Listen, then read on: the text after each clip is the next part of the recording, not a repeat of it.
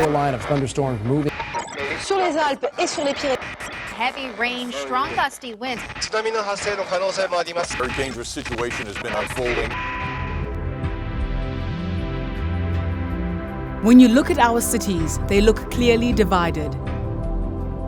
On one side, the side we call the formal sector, we find citizens with means and the weight of law on their side. With access to money and political power, they pay taxes, and so their roads are paved and planted with herbaceous borders.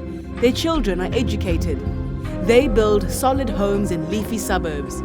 From here, they consume voraciously, generating mountains of waste disposed of without a thought. And when extreme weather comes, they retreat into their well-built homes.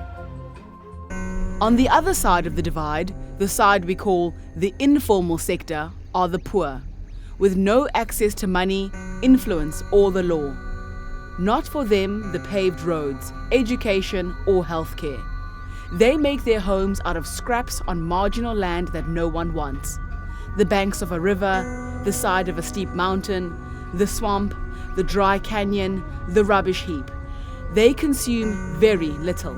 In spite of their numbers, their footprint is small. And when extreme weather strikes, they wonder if they'll ever see their home again. Because people living in slums are at risk, they're at the cutting edge of disaster mitigation. They know no one's going to do it for them, so they do it themselves. Want to know how to handle extreme weather? This is where you start. Another misconception surrounding the informal sector is that they are chaotic and lawless, pockets of random and aberrant behavior with no structure or internal organization.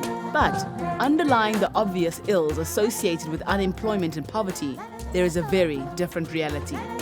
If there's flooding, we don't have to wait for officials to come. We are able to have people in our communities that are able to address issues that are with regards to flooding and any other disasters that are taking place in informal settlements.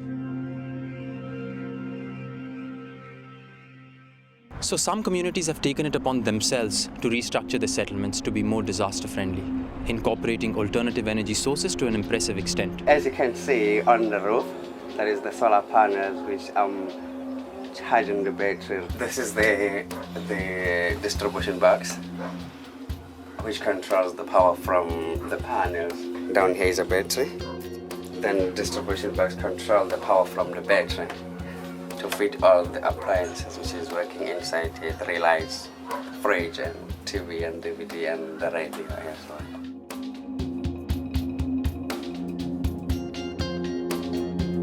SDI may be pointing the way with a highly organized network of urban poor federations in 33 countries across Asia, Africa, and Latin America, all following specific methodologies at community, city, and national level.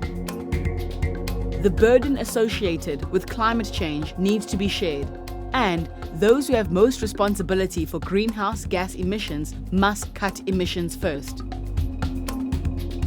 But the benefits of climate change must be fairly allocated too. Those who have benefited and still benefit from emissions in the form of ongoing economic development and increased wealth have an obligation to share these benefits with those who are today suffering most from the effects of these emissions. The urban poor, as vulnerable as they are, happen to be more resilient and resourceful than the middle class. They are already applying their capacity to adapt to climate-induced disasters. It is time that their efforts are acknowledged, their actions recognized, and their demand for a safe and decent life be addressed.